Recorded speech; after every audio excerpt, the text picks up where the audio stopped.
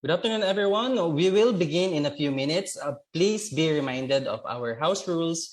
Drop your questions at the live chat panel. They may be picked and be answered during the live discussion. The link to the evaluation form is pinned in the comment section. That's bit.ly/DICT7. Bye-bye. To ensure participation, a code of the day will be flashed anytime during the webinar. The COTD must be entered in the evaluation form to be able to submit it. So please don't forget to enjoy the webinar. And in the meantime, please do like and follow our DICT7's Facebook page that is at DICTR7. Thank you and see you in a while.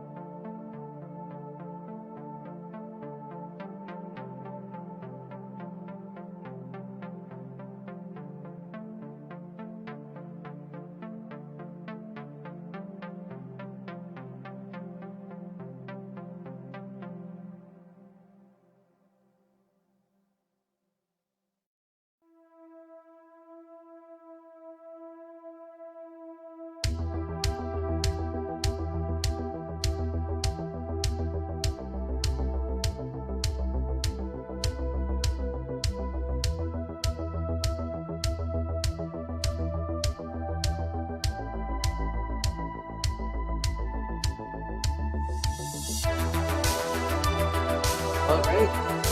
Our webinar will begin in a few minutes. Please be reminded of our house rules. Drop your questions in the live chat panel as they may be picked and answered during the live discussion later. The link for our evaluation form is pinned in the comment section. That's bit.ly/DICT-7 baba. To ensure participation, a code of the day or COTD will be flashed anytime during the webinar. The COTD must be entered in the evaluation form to be able to submit it. So be keen on that. This webinar is free to everyone regardless of your location, and you may share this live stream to your friends, family, and colleagues as we advocate for women empowerment. In the meantime, please do not forget to like our Facebook page, and that's facebook.com/DICTR7. We have a lot of webinar offerings in the future, and enjoy this one.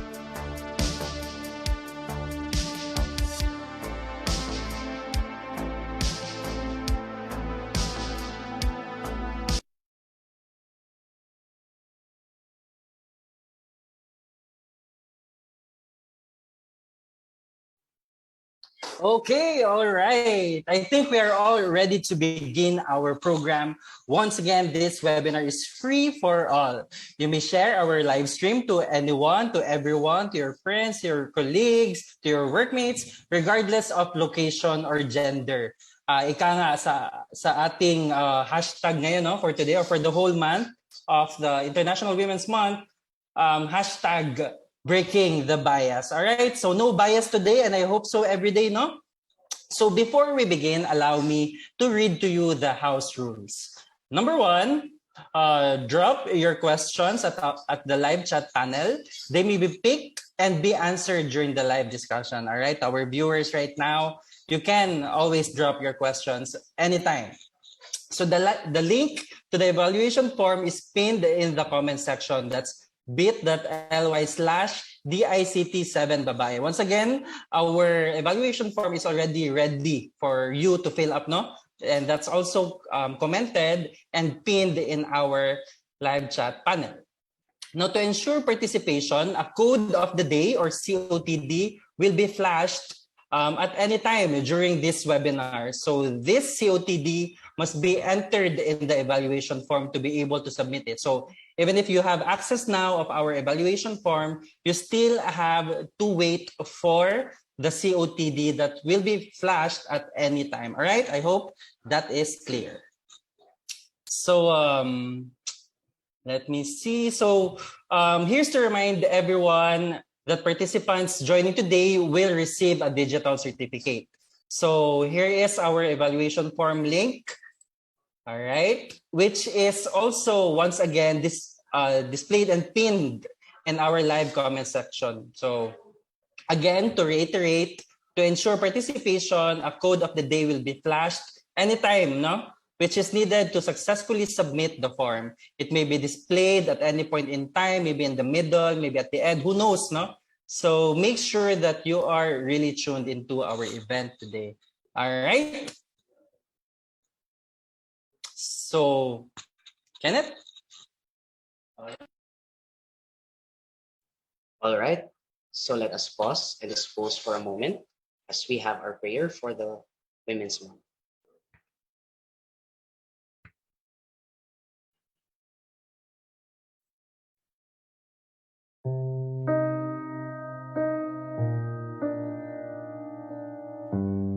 Dear Lord, bless all women who strive daily to bring peace to their communities, their homes, and their hearts. We pray for all women who face prejudice and inequality and gender disparities. Comfort all women who suffer from pain of war, violence, and abuse. Let your example of valuing all of creation help us to see that we are all equal partners in the stewardship of your world. Help them to be empowered to be their true selves through your everlasting love and faith. Lastly, help us to see the strength and goodness in all women and men. Transform our hearts to celebrate the love and grace of all people so that we can more fully live as you call us to live. Gracious God, hear our prayer. Amen.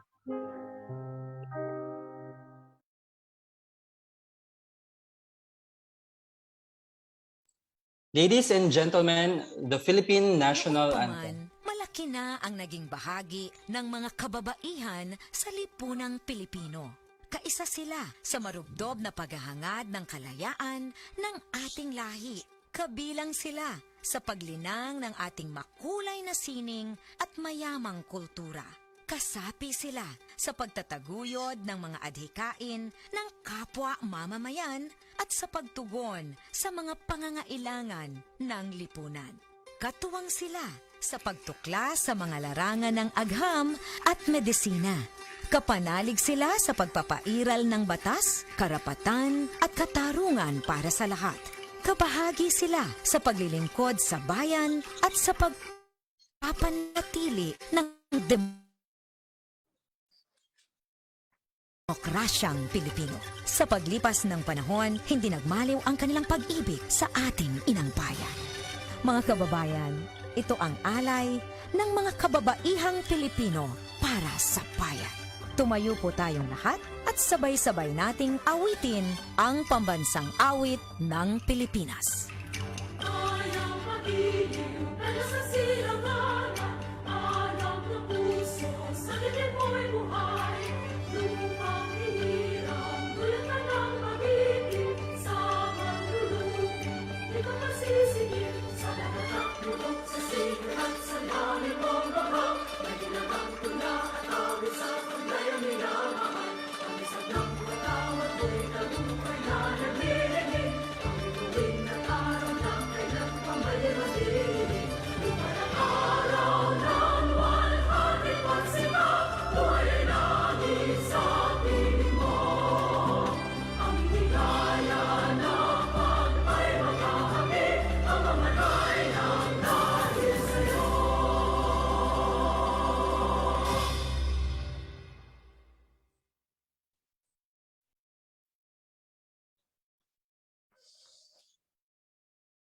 To welcome us this afternoon for our webinar, I have the honor to present to you through his recorded video message, the opening message of our Regional Director of DICT Region 7.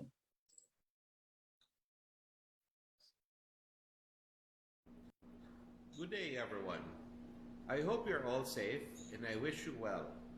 As we face this global pandemic that has affected our normal lives, we are now in the new normal. Our usual life may not be the same as it has been before, and it may take a while for us to return to normal. But this does not mean that we will stop learning.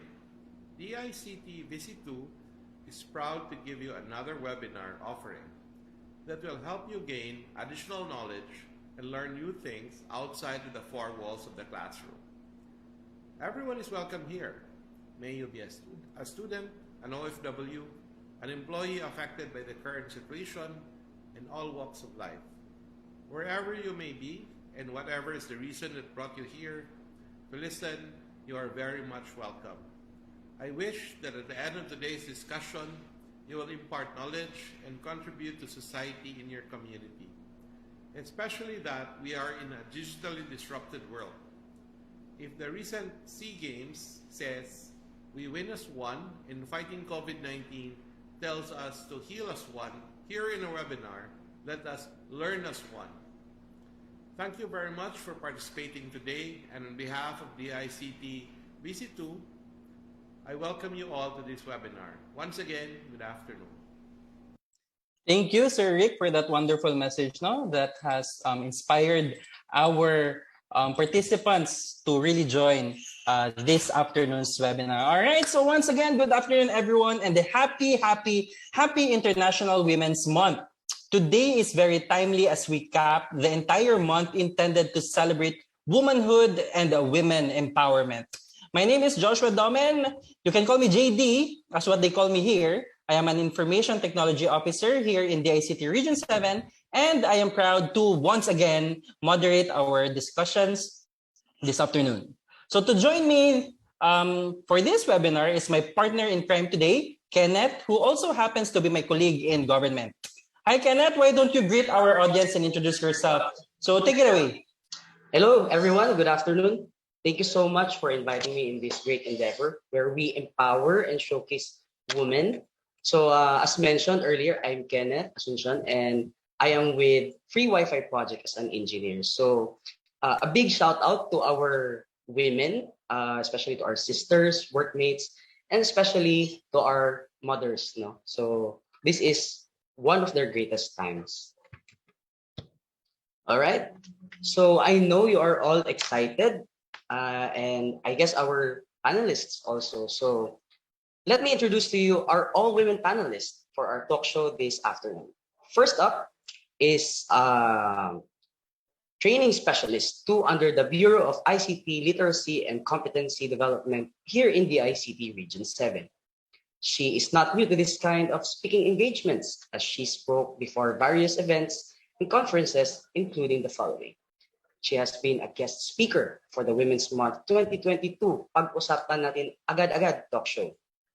She is also a speaker for digital marketing in Dole Region 7 Sustainable Livelihood Framework Seminar.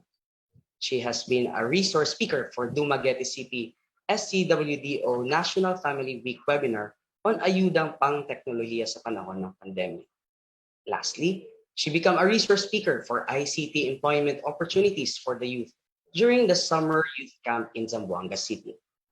She also passed the civil service eligibility exam in 2015 and took her license as a professional teacher in 2016. Yes, a teacher. She is but a youth and women advocate. Please help me welcome with a big round virtual applause, Miss Rodina Pangilinan. Hi, maayong hapon. Good afternoon, no? And hello, welcome sa ating mga viewers who are tuning in sa ating live on Facebook, no? Across the country and even internationally, right, Josh? I think we have a wide range reach, no, sa ating Facebook page. So maayong hapon, and I'm happy to be with you guys this afternoon. Thanks, Dean. And we are also happy to be with you. You're already an expert on these kinds of topic. So you're already a nationwide speaker, no? A national speaker. So it is but fitting and proper that we take you as well in our regional level. All right. So thank you, Dean, and see you once again later. Okay. So our next panelist is actually an engineer by profession. She worked with Wuhan Fiber Home International Tech Philippines as a project coordinator where she handled good management and relations with field engineers and technicians. She also became a documentation engineer at ZTE Philippines and worked closely with the third telco player, Dito Philippines. During her earlier years in service, she was able to work with multinational colleagues, understanding not just their work culture, but also a bit of their language. During the pandemic, our panelist has spent her vacant schedules with relief operation groups to provide shelter to homeless families. She also has volunteered for various extra and co-curricular organizations and events, both in school and the barangay. At present, she works as an engineer too for the free Wi-Fi for All program of DICT Region 7. And this afternoon, she will share to you her experience and thoughts being in a male-dominated environment. Please help me welcome our cutie patootie panelist, engineer Eliza May Huertes. Hi, Lai. Konting hi, hello naman dyan, Lai. Hi, good afternoon, everyone. Thank you for inviting me in this online webinar and sa Facebook Live. Yon, thank you so much, Miss Eliza. And to our next panelist, she is a professional teacher with relevant experience in teaching, tech support, and educational leadership in the workplace. She used to be an assistant operations manager and teacher at a US skills-based tutoring service based in Cebu. And prior to this, she has also worked for Cebu's first and only IB World and Cambridge accredited international school. Currently, she is working at DICT-7 as a project development officer for the IBPLS project, and she enjoys leading her client LGUs to success as well as her IBPLS team in being more efficient, effective, engaging, as well as passionate members of the agency. Lastly, she always strives to be dependable, reasonable, professional, versatile, and efficient worker and leader whenever the workplace she is planted. Please help me welcome Lourdes Angeli Kapangpangan. Hi, LA. Go ahead and greet our viewers this afternoon. Hello. Magandang hapon sa ating lahat. I am very honored to be a part of this live program in celebration of the International Women's Month. I would also like to give a shout out to my graduate school classmates, my teachers. I actually invited them today, as well as my friends and colleagues in my former colleagues and colleagues in the IBPLS or the ICT. So I hope that you would enjoy the program today. All right. So see you later. Thank you. Wow, LA ha, full support ang ating mga teachers and fellow classmates pala sa master. So it's good to know, no? So shout out sa inyong lahat na nakikinig. So thank you, LA, and see you again later. All right. So our final panelist this afternoon started off her career experience in the BPO industry as a team lead. She shifted her career to non-banking institutions as an operations supervisor, and later on decided to venture out at the freelancing world in order to pursue her dreams of becoming a lawyer someday. She had worked as a freelance paralegal since 2017. She is also a licensed real estate agent and a businesswoman. Prior to joining the ICT, she was a legislative assistant and executive secretary for one of the councilors in Mandaue City. Currently, she is a project development officer of the ICT Industry Development Bureau here in DICT Region 7 and actually one of my hardworking colleagues in government. Please help me welcome with a big round of virtual applause, Ms. Chef Cardoso. Chef, take it away. Maybe you could greet our audience. Hi everyone, thanks Sir Josh. Magandang hapon, maayong hapon, maupay nga kulop. Good afternoon everyone. Welcome sa atong mga viewers sa atong Facebook Live. I hope everyone will be able to learn a lot from us today. And Sir Josh, Sir Kenneth, thank you for this opportunity. And to our FB Live viewers, I hope you would stay with us until the end of this webinar. Thank you. Ayun, thank you so much, Miss Chef. Ayan, no? So we already know our panelists this afternoon. So just a quick roll lang.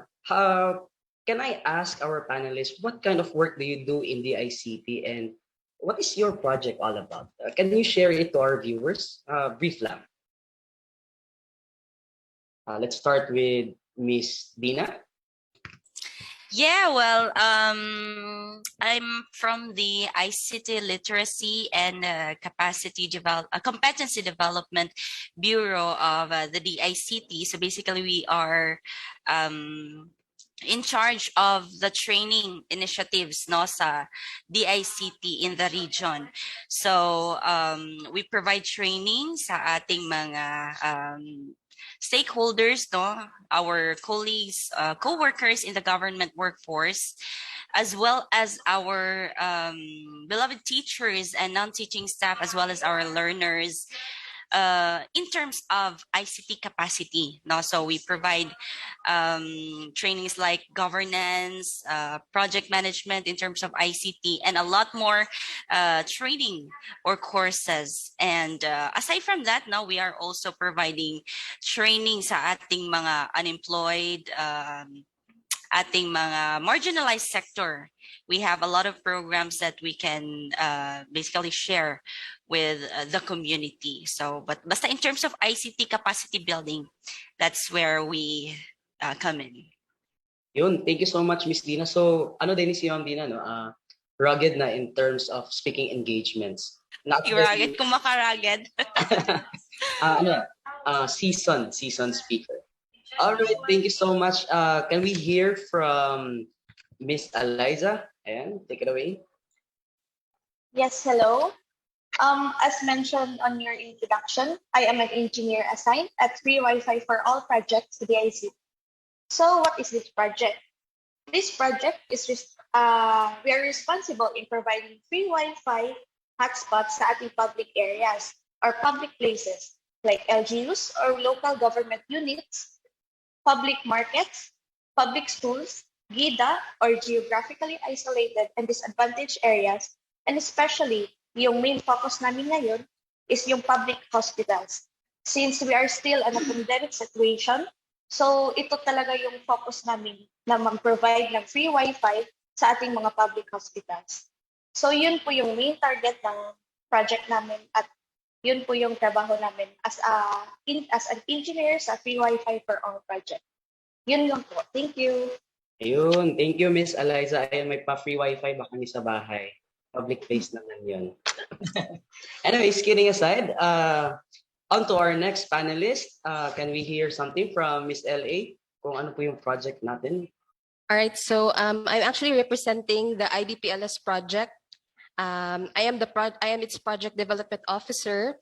IBPLS stands for Integrated Business Permits and Licensing System. It is a project of the DICT and the Philippine government, which aims to contribute to the improvement of Philippine competitiveness and ease of doing business. And I focus on providing technical and administrative support to the implementation of the project activities. And together with my team, we assist the Region 7 LGUs towards digital transformation that will enable them to expedite their frontline services in a seamless manner. Oh, grabe. Well explained, Ayan. So for any business-related concerns, so I guess for all of our panelists, no, isa si Miss LA, so pwede niyo lapitan. And on to our last panelist, Miss Chef. Can you tell us about your project? Yes, hello. So I am representing the IIDB. I'm from the IIDB or ICT Industry and Development Bureau. Our role is to help the DICT's mission, which is to ensure a sustainable growth of the Philippine ICT industry to result in resulting or creation of more jobs for the Filipinos. Yun talaga yung primary goal namin dito sa IIDB. We do support, facilitate, spearhead activities and implementations in the whole Region 7, especially catered for ICT councils, online freelancers, startups, BPOs, creatives, LGUs, and the non-government organizations. And amongst our project initiatives we do have the Digital Governance Award. So this is an annual search for the best practices of the local government units in utilizing ICT solutions to effectively and efficiently deliver its public services directly to the constituents, to its business stakeholders. So this already also includes the digitizing of the transactions na alam ko na every one of us is hoping in the near future, very near future na maging easy breezy na yung mga transactions natin sa mga government agencies and the LGUs as well. And another one is the Philippine Startup Challenge. So this is a yearly competition which aims to encourage and support Filipinos to create innovative and relevant ICT products and services that may potentially develop into a viable business ventures as well as solve social problems. This initiative is geared towards promoting the spirit of entrepreneurship in ICT among Filipinos and to ensure that there is a continuous creation of investable ideas and startup founders that will expand the Philippine startup ecosystem. For the Philippine Startup Challenge, we do have two categories, the professional and the students categories. So in here, we do give a platform for the students, those students that has a lot of other students that have potentials to be able to become entrepreneurs someday through startups. The ICT are giving them the platforms to be taught, guided, and to explore Chef, their entrepreneurial. Parang I can relate to your job, Parang the Oo same nga. tayo ng bureau, ha? Oo nga. Oo, parang bias ako today, no? Parang bias. Just kidding. Break the bias, dapat hindi bias. But yes, I can relate to you, Chef, na that's the kind of work that we do. All right, maybe we can proceed to the next question. No? Just a follow-up now, of you working in the ICT.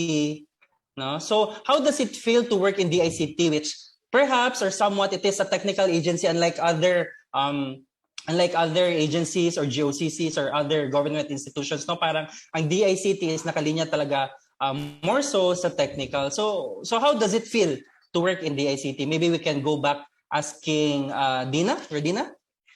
Yeah, well, as I am a licensed teacher and an English major, being able to be part of the DICT, Information and Communications Technology, I thought that I would not fit in because primarily, teachers would have to, carry books around, do lesson plans, and do teaching stuff. But I didn't really.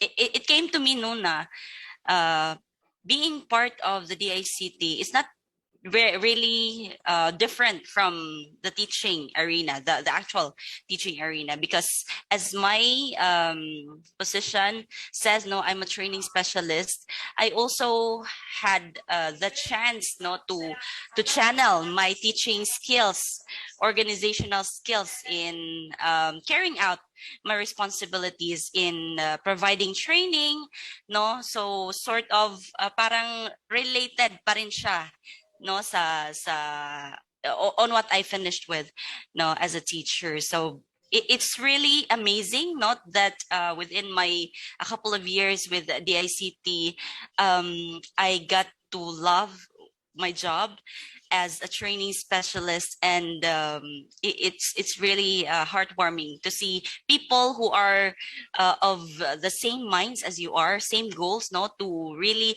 push in providing capacity building initiatives in terms of ICT, especially na marami na ang nasa online ngayon, no, brought about by the pandemic.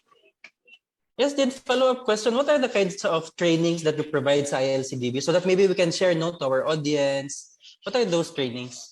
Yeah, well, basically we have the digital workforce na program in which we provide training on ICT project management, governance, no, and then we also have programming na mga technical training, and of course we also have cybersecurity training. These trainings, our courses under the digital workforce program are geared towards, no, equipping the digital workforce in the government, no, basically yung mga nasa MIS, nasa programming division, no, ng ating NGAs or mga LGUs who are our primary beneficiaries of the training programs, no, under the digital workforce.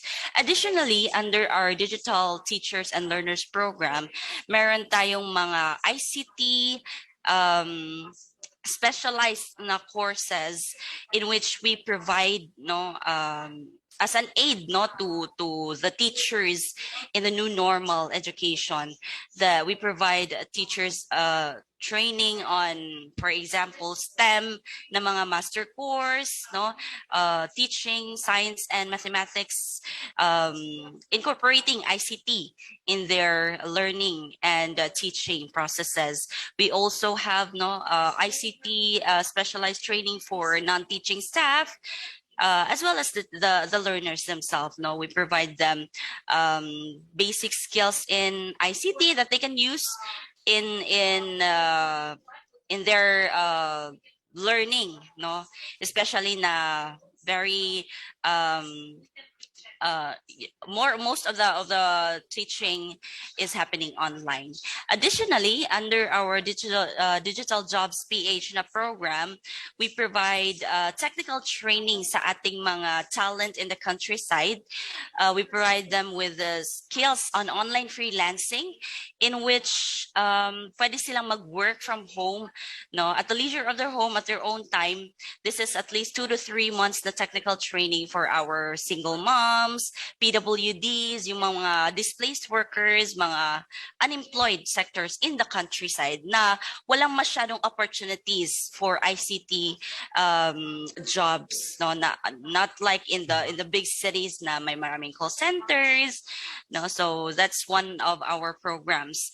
Additionally, we also have this what we call the ICT proficiency certification exam, no, in which we conduct diagnostic written exams and hands-on certification exams to programmers who'd like to be certified, and whoever passes or gets the certificate of proficiency from the ICT, passing from that hands-on exam, will be given, no, a chance to get the EDPSE or Electronic Data Processing Specialist eligibility by the civil service. So yung mga gustong maging part ng government workforce who are ICT inclined or mga programmers, they can get items, no? And they are already eligible to get certain positions in the government because of that eligibility. Wow. So you have a lot of trainings pala, Dino. I believe that they Yes. are posted in our Facebook page,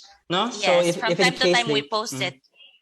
Yeah, so if in case they want to apply or to join the training, they can you can to our audience or to our viewers right now, you can follow our page so that you can get updated, no, with the trainings that the ILCDB team of Rodina are posting. All right, so let's move on to our next panelist with the same question. How does it feel to work in the ICT, which is somewhat a technical agency?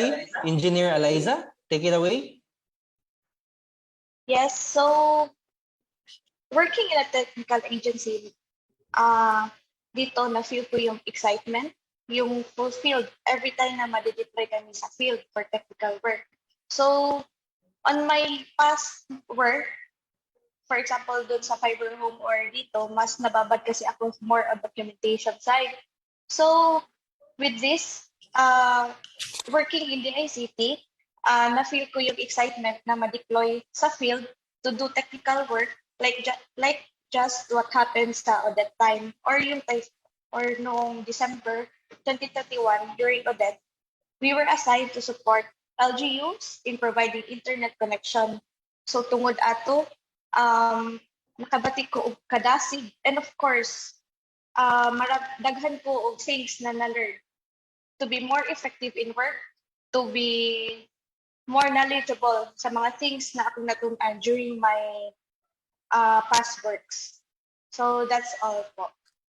Oh, I remember. Thanks, Engineer Lino. I remember during the Odette where we had a lot of sacrifices na work pa rin kahit we also have to attend to our families or even our own homes here in Cebu. So we salute you and we appreciate all actually of our workers, no, in not just in the ICT but also in all other government agencies. Thank you for providing, no, ways and means for us to recover from the onslaught of Typhoon Odette. So that's amazing, Lino, that you have been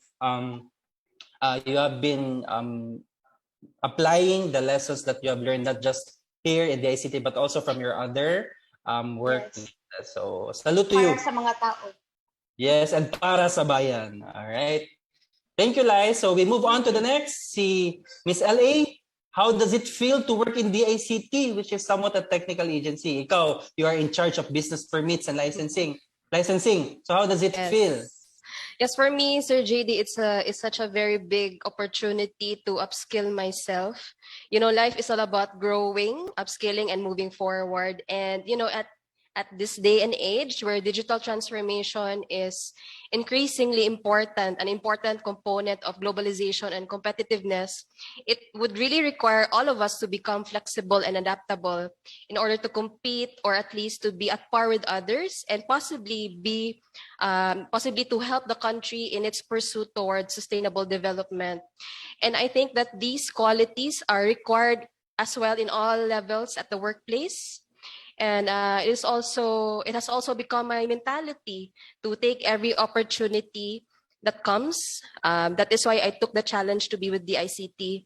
And lastly, I think by putting ourselves in an uncomfortable situation, that's how we develop the resilience to handle whatever life throws at us.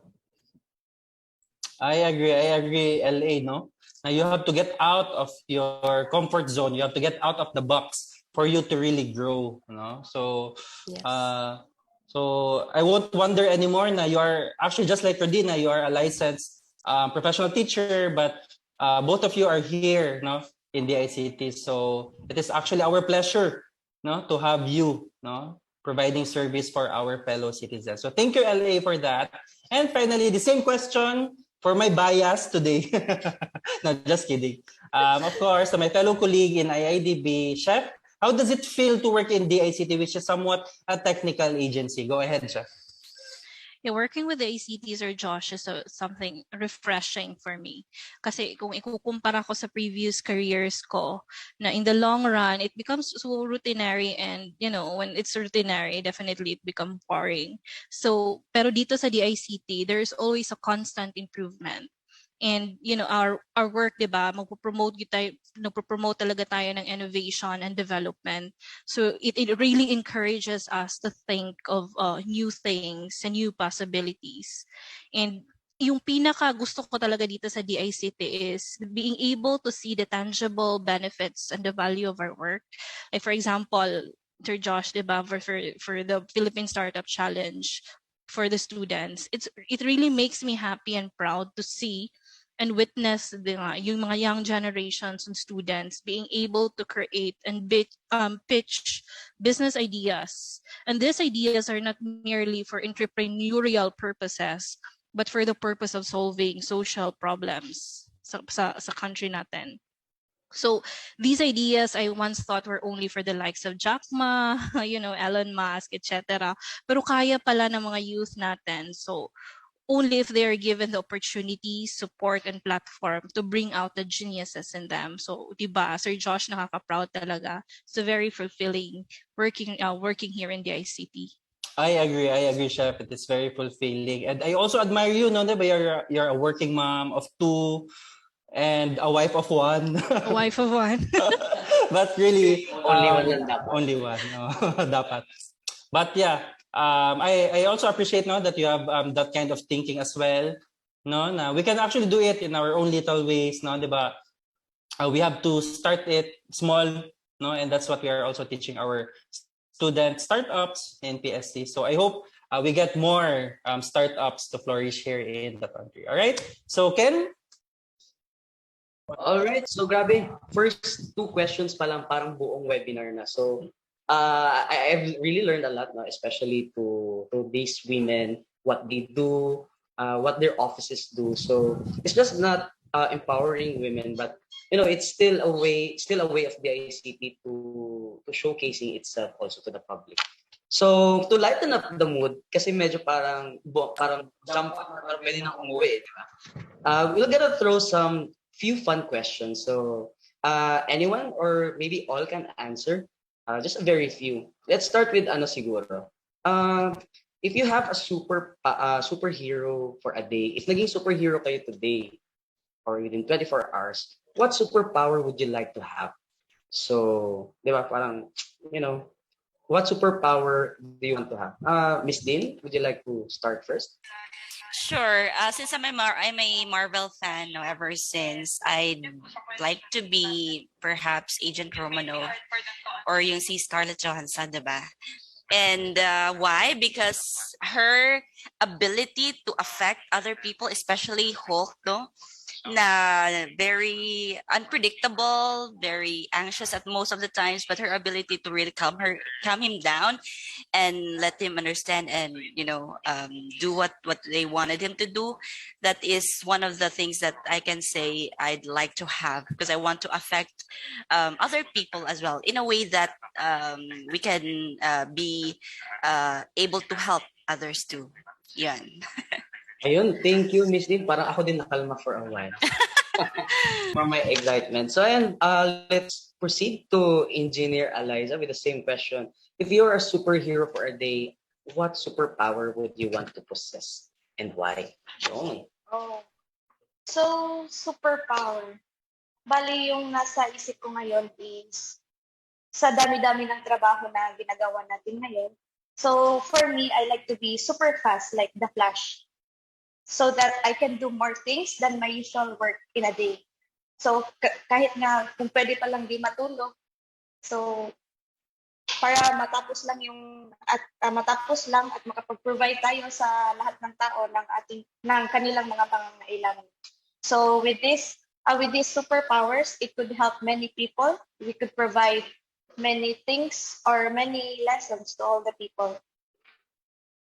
And it also gives you time to provide more services. Super Yes. fast. And I guess isa siya sa mga key components that this country needs, di ba? Especially yung mga government processes, yung releasing ng mga permits, licensing, and etc. So I guess it's a good pick. Ayan, so fast. Yes. How about Miss LA? Ayan, what superpowers do you want to have if you will be a superhero for 24 hours? The question is very interesting. If I were a superhero, I would love to have the power of knowing what lies ahead. Although only God knows what lies ahead of us, but I think it would help me. I think it would help me tell what I need to know to take meaningful action in the present. And also, I have thought of another power, which is the power of Nunchi. Nunchi is actually a Korean power with a concept of signifying the subtle art of and the ability to listen, engage others' moods. It is the art of understanding what people are thinking and feeling, and in order to improve your relationships in life. So, that, Ayun, our, thank you, Miss Ellie. It's very deep, no? Deep and very intellectual. So, if you want to have some peer counseling, I guess Miss Ellie is a good choice also. Ayan, Miss Chef, ayan, what superpowers do you want to have if you will be a superhero for a day? I would definitely go to the power to heal, 'di ba? Kasi yung mahal na ng gasolina, ang mahal pa ng mga medisina. Lahat na lang mahal. Pati yung pagmamahal ko, minahal na rin. Charot. Ayun. Maalala na po Pero ba? I think para sa akin ito, power to heal, hindi lang siguro for the sickness, but for mentally, emotionally, physically, financially din. Kasi kailangan Feel to natin that. yun. Yun po. I was tatanong ko sana if does it include healing my pocket or my wallet? Yeah. Lahat ng leaf. Magpapahil po kami, Ma'am Chef. Sige, mag-heal tayo na Sa inyo po sabay-sabay. yung I guess you'll have the longest line for this kind of. Oo nga. Feeling ko. All right, so that's first anything Alexa. Ikaw, Ken, what superpower do you want? Ako, I want to be invisible one day. Kasi, I want to Are you visit. planning eyes? Hindi. I want to visit our world leaders or even our president, no? And to check how does he do his everyday na stress, di ba? How is he able to manage and sa dami ng stress na sa ating bansa, paano na-handle? How about you, Ken? Maybe it's somewhat related to what you said, pero ang powers that I'd like to have is to transform into other people, somewhat like the one in X-Men. Sino nga yun? Yeah, I could morph into somebody, to something, to an animal or object. So, ayan, just to learn few things, to observe something, or maybe to know important things, no? So, and we have our own reasons, and it's really great to hear this galing sa inyo. And yun nga, to hear it from women. So we also have another fun question. Medyo related din siya, of course, to National Women's Month. So, what is the color that you can think about of a phenomenal woman? So parang color na to, kayo yun. Yun. Miss Rodina? For me, I see a phenomenal woman. Woman's color is red, because whenever you see something that is red, it catches your attention, and it gives it shows that there is strength within that object or that person. So I see a phenomenal woman as colors red. I also see, ma'am, yung love, and women are lovable. Yes. Just a disclaimer, no? The colors that our panelists will be picking does not incline to any politicians or any party. So let's just think of it na walang election day, and we're just simply picking colors for representation of a phenomenal woman. So we're moving on. If Miss Rodina goes with red, we'd like to know, Engineer Eliza, what represents a phenomenal woman to you? So for me naman, I would pick purple as a phenomenal woman color. So, purple, it's not dili lang ni na favorite color na ko, but as I can see, this color symbolizes power, wisdom, and bravery. So, di ba, itong three symbols is makikita natin sa mga babae, di ba, mga mom? Ma'am Berdila, di ba, sa lahat. So with this color, makikita natin kung gaano ka strong yung ating mga women na kahit anong pagsubok na dumating sa kanila or any struggles, nandun pa rin sila para bumangon at tumayo sa sarili nilang mga paa. So for me, purple is a nice color to represent a phenomenal woman. I agree. I actually agree, especially dun sa point that purple represents power. Di ba? I usually play games, and of course, there are items, there are characters, and basic characters and items are usually represented by yellow, blue, red. But when it comes to rare, legendary, or yung malalakas, it's usually represented with purple or violet. So, I can relate to that. It's playable. Moving on, we have red and we have purple. We'd like to know, Miss LA, what represents a phenomenal woman to you in color? For me, a color that symbolizes a phenomenal woman, I have the same answer as Eliza. It's also purple because aside from it's both our favorite colors, it also symbolizes justice and dignity. It's actually now widely associated with the contemporary feminism than the color pink. The color purple symbolizes achievements gained and achievements that are yet to come for the women, and it has also been historically linked to efforts of the women to achieve gender equality as well. So for me, it's purple or violet. All right, so we have another entry for violet or purple. So though it's not a contest, but namamayagpag po ang ating purple. BTS po, ARMY po ba tayo? Army sila. Ayun, Ma'am Chef, we'd like to know what color represents. Mag-red ako para tayo na. No. Hindi. What's your pick? For me, Sir Ken, I don't actually have a specific color in mind or sadyang tapulan ragid ko. But for me, any color can represent a phenomenal woman. So depende yan sa anong gusto niya. Any color as long as it could make her confidently beautiful.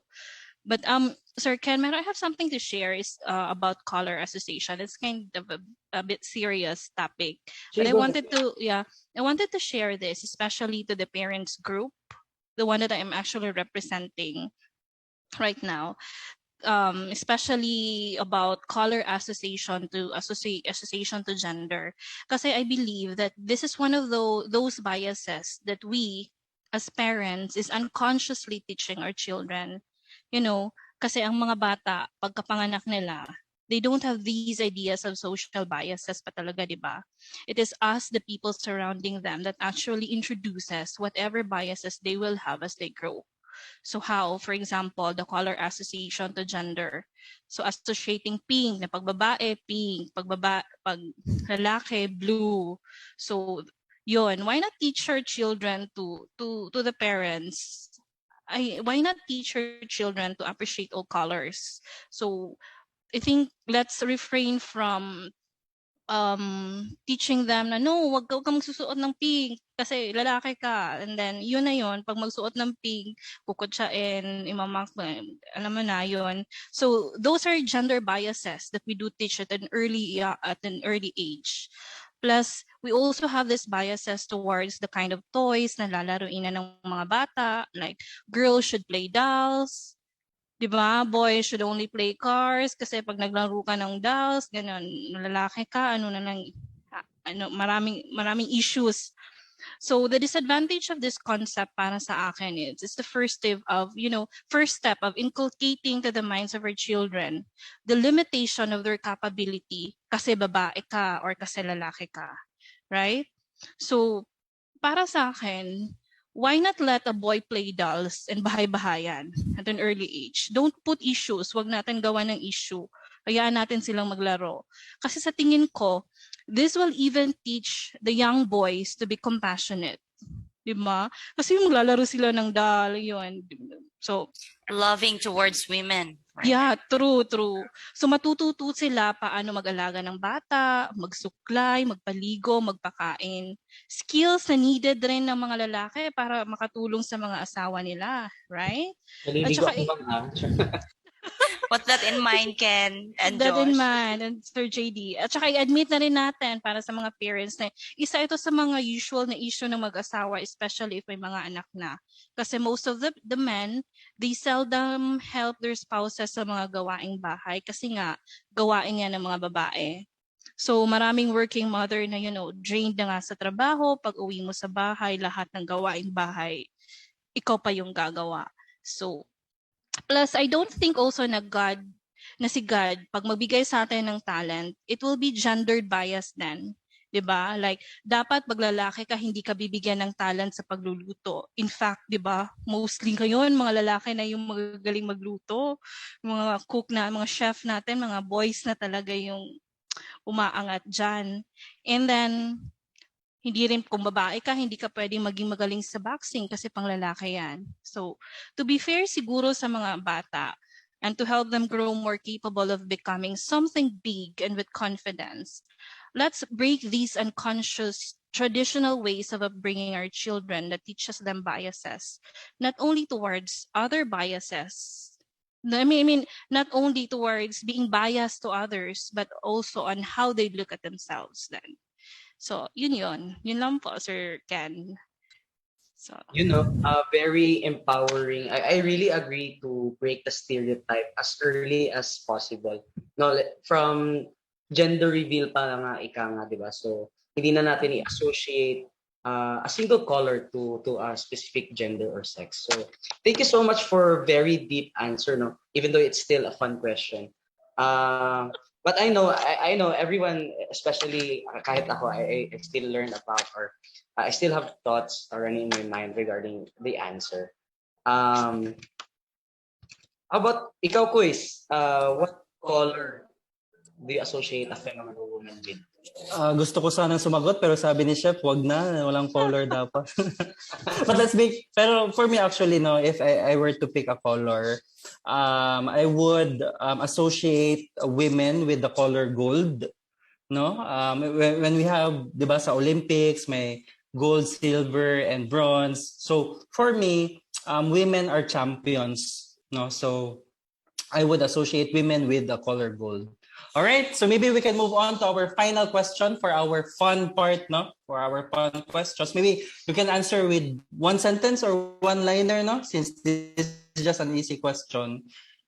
What one animal can you compare a woman to? So kanina color or earlier color. How about animal naman? Sige, go ahead, Din. Butterfly, because butterflies make you happy. Pero no? Pero pag Fly may high butterfly ako sa butterfly. stomach, kinakabahan ako.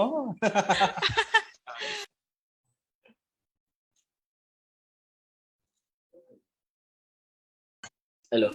All right, thank you for the answer. Engineer Eliza, what's your animal representation? For me naman po is chameleon. 'Di ba yung chameleon do change color for them to camouflage to the environment. So I can relate this changing of colors to the personality of the woman to step up on the game. That's all. All right, adapting colors and using Yes. it to their advantage. All right, Miss LA, what you've got there? I think I can compare a woman into an ant. It may seem tiny, but I want to emphasize on its qualities of being courageous, hardworking, and committed to work in achieving better results after putting a lot of effort. So ants always strive to be in a group. So I compare a woman into an ant. All right, ants can also carry 10 times their body weight. So kung ikaw ay 50 kilograms, that's around 500 kilograms you can carry. Sana all. All right, Miss Chef, what animal in the zoo do you have? Ako, I can compare a woman to a cat. Because it's hard to read a woman's mind. So was the cat, di ba? Hindi natin alam kung kakampi ba natin yan o kalaban. Ngayon, okay, mamaya, hindi okay. Parang nakaka-relate, Sir Josh. And but they say you can see daw it in their eyes. Ika nga. So ayun. As long as may mata yung cat natin, we still have some clues. All right, that's all for our fun questions.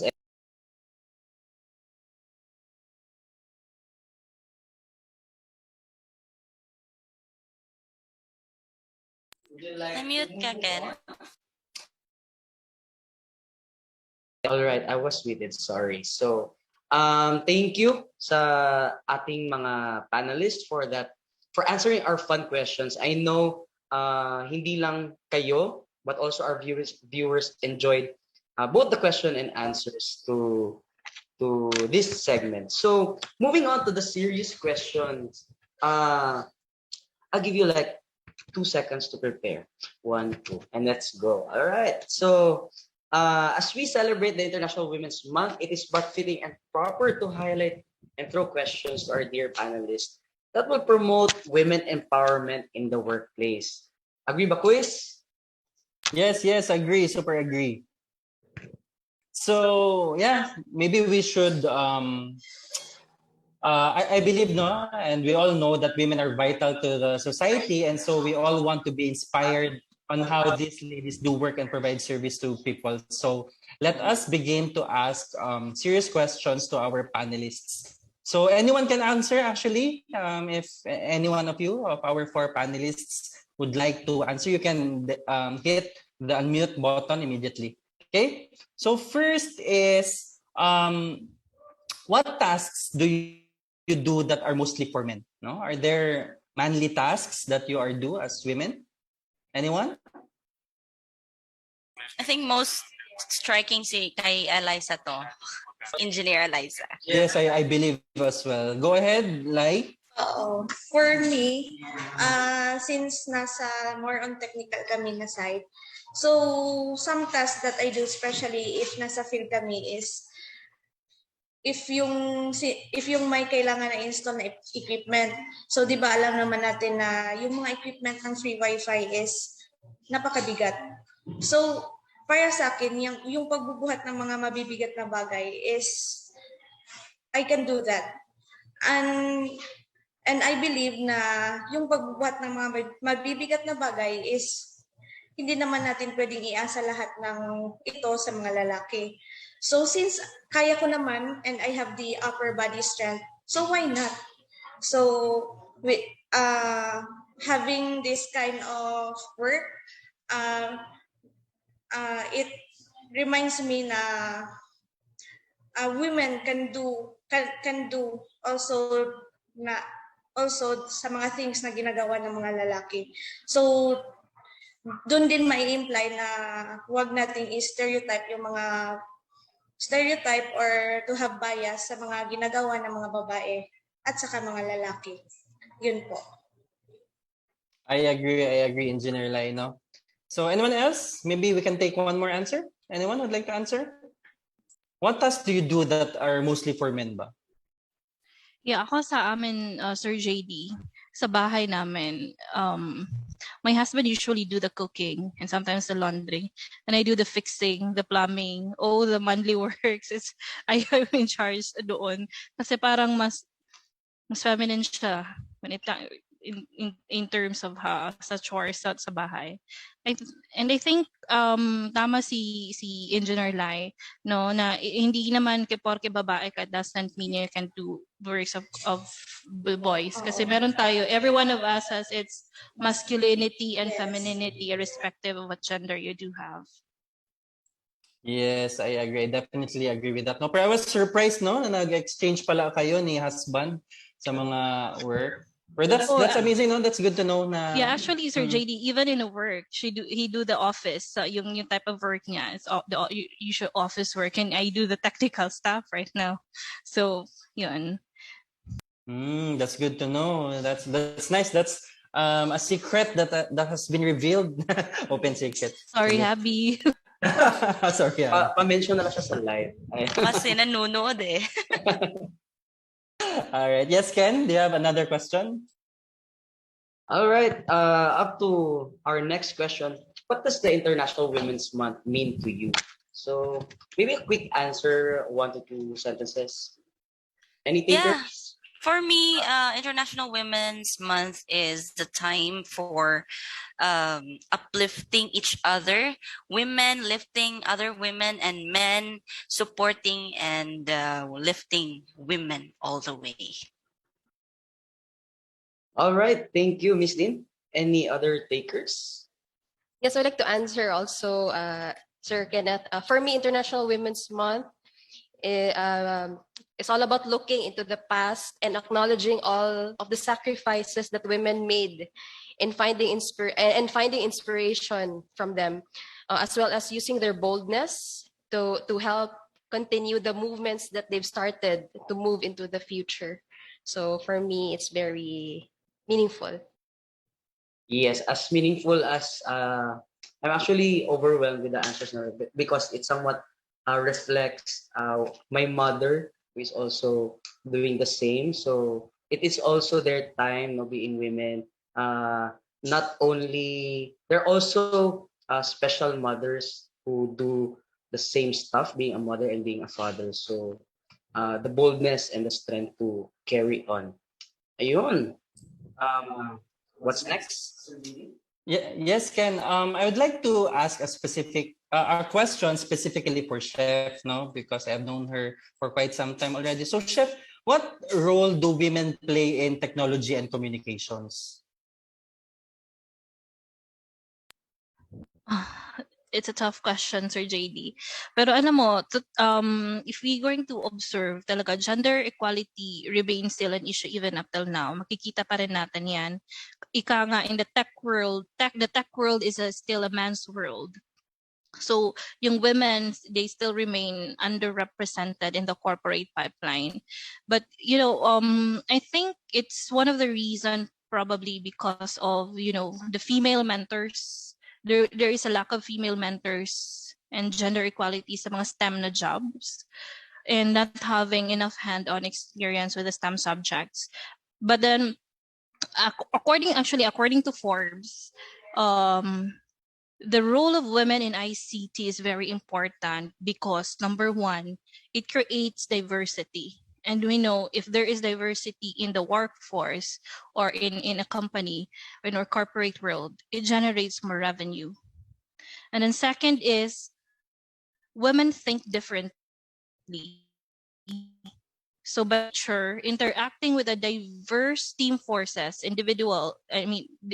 different diverse individuals, it prepares you and anticipate you in a different and a diverse point of view, diba?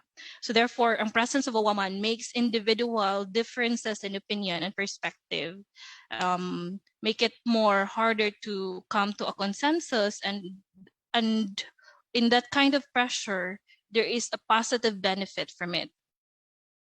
And another thing is, we need more role models. So siguro by celebrating female tech leaders, it will hopefully encourage more girls to pursue in their interests and careers sa ICT, thus increasing the hiring pool diversity. So we need to ensure that our young generations, they do have that strong models of other successful women sa ICT industry, and that women have a seat at the table so that they can engage men on the topic of gender equality. And the last one is being a woman in IT is ma-observe din natin yan. It's not always easy. And especially if you're the only woman in the boardroom, di ba, sa mga meeting, talagang pressure talaga yan. So, accountability also inspires action. And we need public policies to ensure nga the mga employers, so we're doing the right thing. We do put women on the ICT industries because, when you bring women into senior roles, you just demonstrate that others have an opportunity to succeed as well. So again, sabi nga nila, women need ICT and ICT needs women. Yes, I'd agree on that, Chef. No, actually, perhaps technology and communications, ano ba, it knows no, or they know no women, di ba? Regardless kung anong gender nyo, no? We need everyone actually to take part, no? So thank you for that, Chef. Then my next question is intended for LA, no? We're getting more serious. So LA, how do gender roles affect relationships? So relationships, not just romantic nor eros relationships, but perhaps relationships in family or in the workplace or in any environment. Go ahead, LA. Yes. Okay. Actually, gender roles come into play when children enter the house and women. When children enter the house and women have those vulnerable years of pregnancy, like nursing and taking care of the baby. So the truth is, we are raised in a certain kind of family, and you have a certain kind of idea in your head about what marriage should look like. It may be some traditional gender roles, whether you're a man or a woman. So can gender roles make or break a relationship? So I think only when it isn't discussed, or when they are completely unconscious and have done the work to figure out what feels right to you. There's actually no right way to have marriage. There's also no way to have a say in a relationship. You cannot base your decision on what you observe in other couples. However, it is critical that you look in within yourself, consider your family of origin, as well as your current life and situation. There are actually no guidelines. You are given the opportunity to rewrite the rules. Those are All my right. thoughts. Napaka-powerful. You have the right to rewrite the rules. I also love the idea of, taking self-reflection, diba? Because it provides you a check and balance, especially if you're alone, or you don't have peers to share with. So reflecting with yourself is a very good thing. So the next question, maybe I'd like to pick Miss Rodina, given the experience and the exposure she previously had. So what is one time that you have been confronted with a bias in your work experience, or specifically in life in general? And what is breaking the bias meaning to you? Yeah, well, I'm not pretty sure if I can remember a situation in which there was a big issue with the gender bias, because I tried to be as unbiased as I can in implementing our programs and activities in the region. So there may be times, no, that much greater number ang females rather compared to males in one implementation. There are also cases of our trainings na mas marami ang lalaki kaysa sa babae, especially on technical or programming courses namin. But it's really a matter of understanding, no, each of your participants, each of your trainees, no, not necessarily nga na kami ang nagbibigay ng training that we really would dig deeper into each one of them, but we are the ones who are screening them, no, especially in the digital jobs. Really breaking the bias is really understanding each of your participants in whatever programs that you are implementing, and giving a chance for each of your participants to be part of whatever a success or whatever failure that there may be, in every implementation. And that's looking beyond, diba? Correct. It's focusing on the goal kung saan mo gusto dalhin yung participants or your trainees. Ayan. So Very true. thank you so much, Ms. Rodina. We still have one question for Engineer Eliza. Can you take this, ma'am? Yes. how do you promote women empowerment or gender equality in the implementation of your projects? Given you are in a highly technical department, so yun. How do you promote women empowerment or gender equality in the implementation of your projects? Okay, so in my opinion, sa tingin ko, if you can do things or kaya mong gawin yung isang bagay na ginagawa nila, you should not be, wag kang mahiya na sumubok or mag-explore sa mga things na, or to learn more things. But one thing you should remember is that you should also know your limitations. So, if hindi mo kaya yung ginagawa ng iba or nung mga lalaki, wag mong ipilit. But if kaya mo, di try to explore. Also, don't isolate yourself in doing repeatedly the thing you always do. So, kaysa naman paulit-ulit tayong gumawa ng trabaho na alam na natin, try to be more open and also explore. So with this exploration, baka may marami kang things na madidiscover sa sarili mo. So, yun. Try Alright, to explore.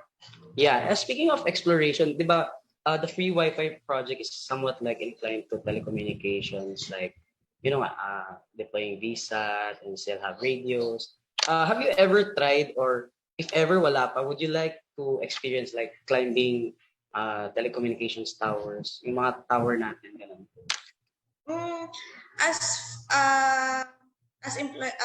Sa na-experience ko ngayon, I've tried installing VSAT or especially nung time ng Odette.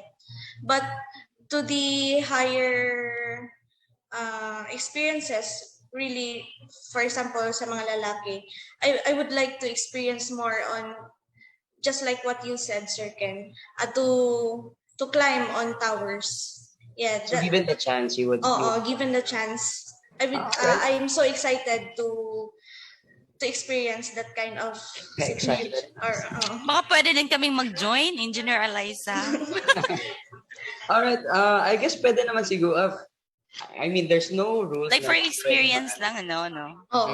I guess we have enough protective gear, no? Yeah. I guess that's Sana. important siguro yung protection. But good to know, not only Engineer Eliza is interested climbing telecommunication towers, and it's an evidence that these kind of tasks must not be stereotyped or must not be associated only with male, no? Kaya naman din pala nila. So, it's a good thing, no?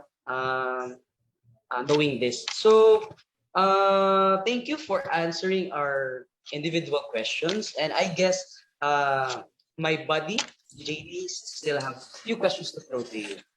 Yes, buddy, we are down to our last two questions, no, and I think all of them can answer actually. Or if there was a question, no, that you wanted to answer earlier, you can actually inject them into this question. So our second to last question is, what advice can you give to women who are doing work that is usually for men? No, anyone? Maybe actually all of you can answer this. Maybe we can start with Din. Are you ready? Yeah. Well, let's just continue to do what we are doing right now, no, serving the people of the Philippines in terms of ICT capacity building, no, providing connectivity, doing the best that we can. And I also would like to look back on Chef's statement on the feeling of fulfillment, no, that you see on the lives or on the eyes of the people touched by your programs, your initiatives. Di ka bayran, di ba? You see the graduates of your programs who are able to land jobs, no? We're able to give back to the community. The thought of you were able to help, no, in a way that from 0 to 5 digit na earner na, online freelancer na, that is one of the best things that can make us happy in this kind of service now in the governance. So let's continue to be of service to our Filipino people, no?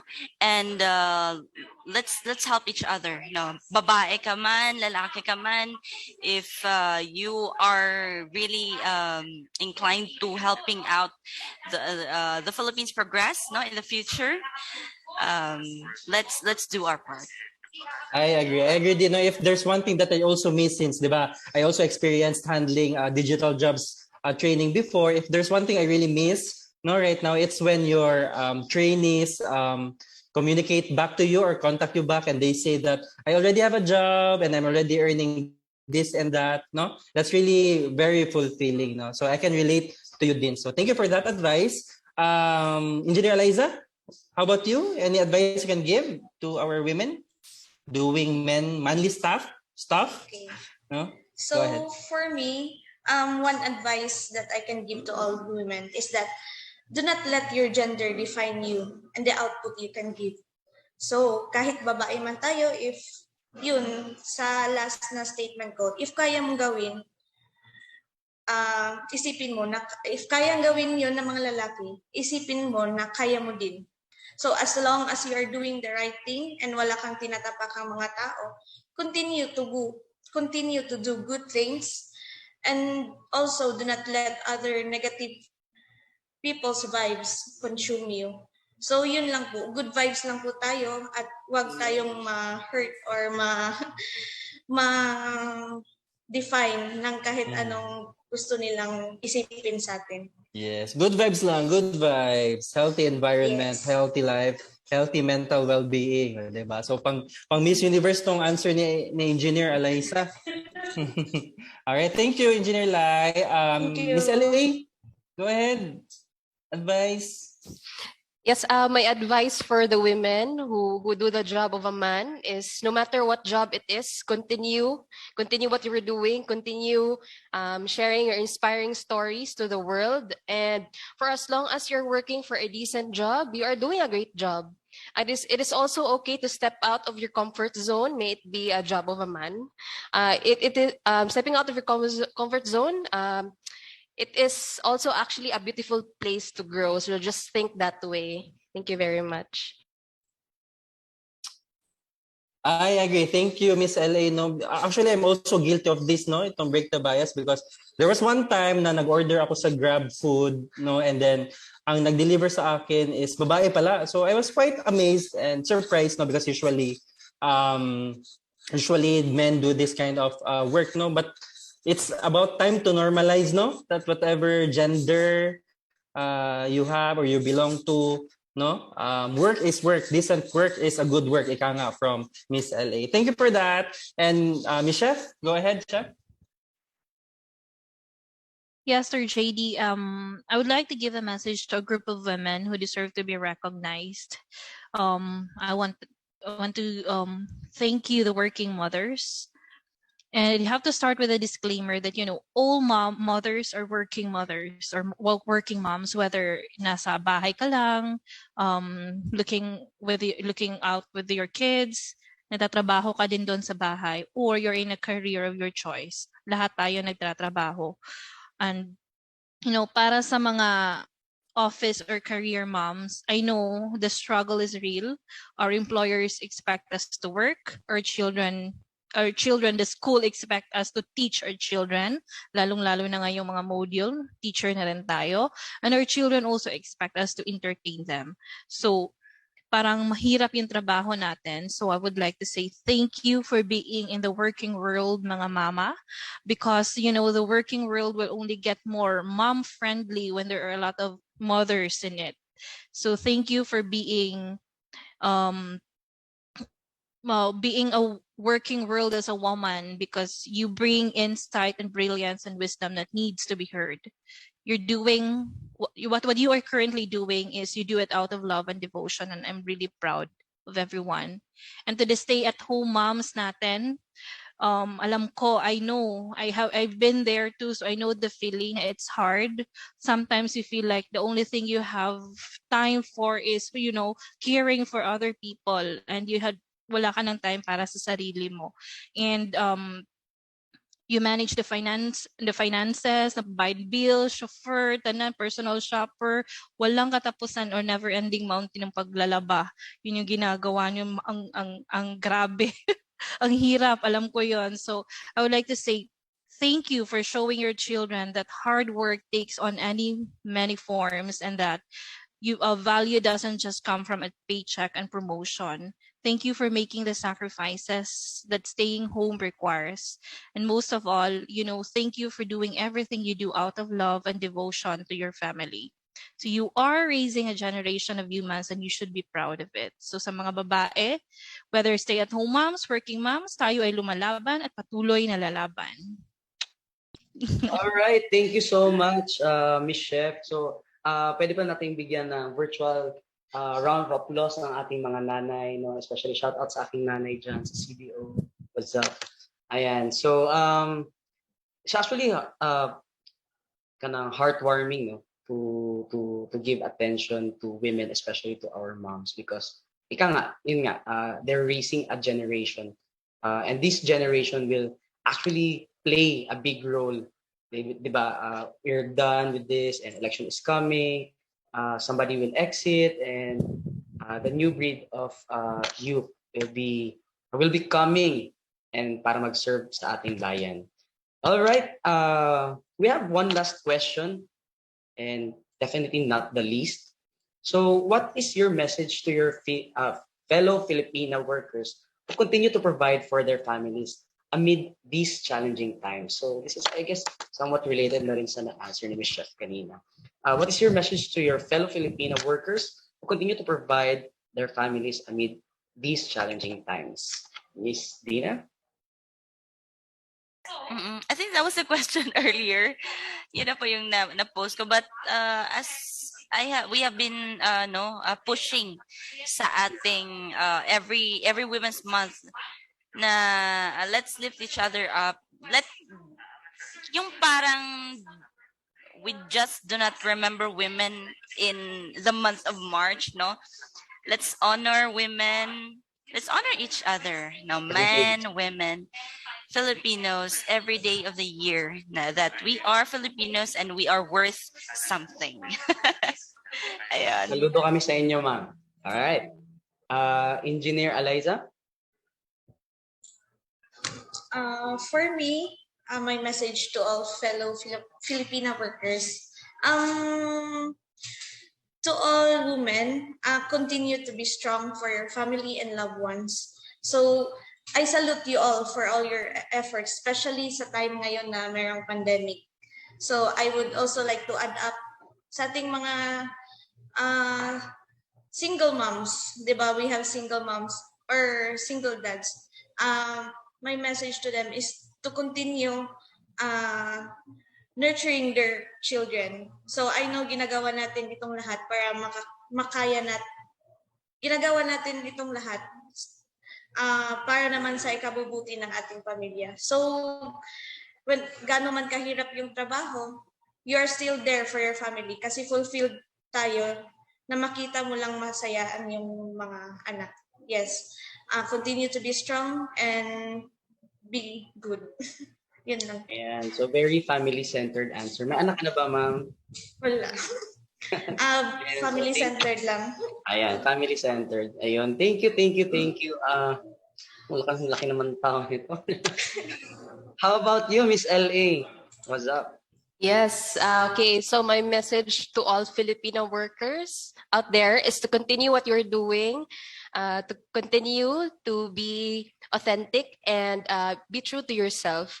As your fellow Filipina, I'm extremely proud that you are able to provide for your family despite these challenging times. And also, do not forget to take care of yourself and know when to rest as well. You know, sometimes we are too busy taking care of others, but we already forget to take care of ourselves. So that is my message to you, and ipagpatuloy, ibandera ang watawat ng manggagawang Pinay. Thank you. All right, ayun. The key point there, no, is to rest whenever needed. Huwag natin ibuhos ang ating energy if hindi na talaga kaya. All right, down to you, Miss Chef. Yeah, I think yung message ko lang is to all Filipino workers, I'm really proud of you. I'm proud of us. And may we continue to break the bias. Let's just start shaking off the traditional concept of what women should be and what she should only be capable of doing. So we should always remember na we all have masculinity within us. So men have femininity within them too. So let us not let gender define what we're capable of doing and becoming. If wag natin i-limit yung trabaho na pwedeng ma-applyan natin, pwedeng gawin natin just simply because we're a woman. So ayun yun. So if we need to be a driver, why not, 'di ba? If yun yung available na opportunity, why not? So, yun. At saka magaling kang mag-drive. Yun. So, Yes, I agree, Miss Chef, no? So, nawala tuloy ako dun sa last na statements. But yeah, I agree, and I really hope no na ang International Women's Month is only a reminder for us no to honor and celebrate womanity, no, our womanhood. But let us make it sana a point that every day we respect and honor women, not just on the International Women's Day or in the National Women's Month, hindi lang no, but every day in our lives, because women are part and parcel of the society. All right, we shall now move on. Thank you very much to all of your answers, no, for really providing us words of wisdom. And so we will now proceed with the next part of our event this afternoon. Ken? Yes, thank you, Buds. We shall now proceed to the awarding of our certificates, so of course, to our panelists today. So let me read the citation. This certificate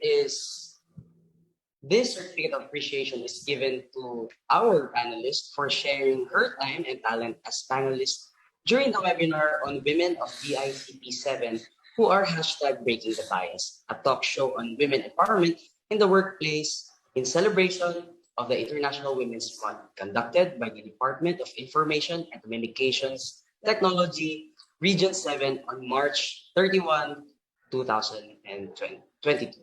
Given this 31st day of March 2022 and signed by our very own DICT Regional Director, Mr. Frederick B.C. Amores.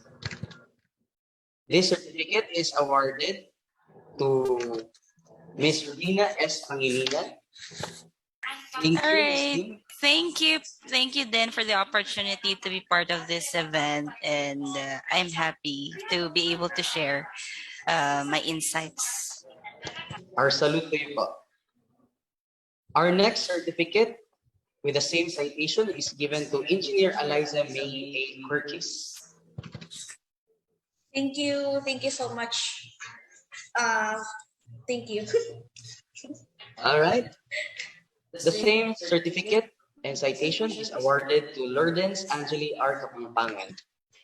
Right, thank you so much for having me today. I hope that our viewers are able to, learn and had an open mind regarding about gender equality and the rights of women. So I hope that next time we'll also have another session like this. It's so fun. Yes. Okay, thank you so much. Thank you very much, DICT. I personally learned a lot sa inyong apat po, so it's already good. And last but not the least, with the serve certificate is given to Chef G. Cardoso. thank you, Sir Ken. Thank you, Sir Josh, and the ACT. Thank you for the opportunity. Maraming Thank you so salamat much, po. ladies. I know you're very busy in this department, and we thank you for giving your time and your schedule for this endeavor. Yeah. Again, before our panelists turn off their camera, maybe it is but fitting and proper to take a picture, a group photo for everyone here. No, thank you very much, our ladies. So please prepare for photo op. Nagpa-parlor na ba lahat? Magkilay Paganda na. Kilay pa. Kita ready in 3, 2, 1, smile. All right. That's it. Thank you very much, ladies. And have a good day. Thank you. Thank you, thank you. And yes, I agree with Miss Alaino. We'll have another one next time naman because this is fun. All right. So, once again, here is our evaluation form for our audience, no? To input your names that will be reflected in the certificate. So please make sure that you do not misspell your name and email addresses as they are vital to our preparation and sending of certificates. So the evaluation form will be cut after 30 minutes. So please make sure you fill up the form immediately. And so here is, I know everyone, a lot have been waiting for this. Na nagchat na sa, or nag-comment na sa ating live. Here is our code of the day. No? Please make sure lang this is case sensitive. If meron kayong nakikitang capital dyan, so dapat capital yan. Kung naka-lowercase, dapat naka-lowercase. 5 seconds. 5, 4, 3, 2, and 1. So this has been your resident Pamansang IT guy, Joshua Domen, IT1 of IIDB. Happy to serve you this afternoon. And this has been Kenneth, your PBB, ang pambansang big boy. Ayan. And we hope to see you soon to our next webinar.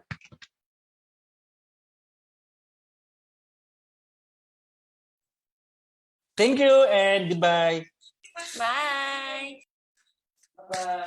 Bye-bye. Thank you. Our evaluation forms will auto-close in 30 minutes, so you better fill it up. So at 4, we will close. Thank you and bye-bye.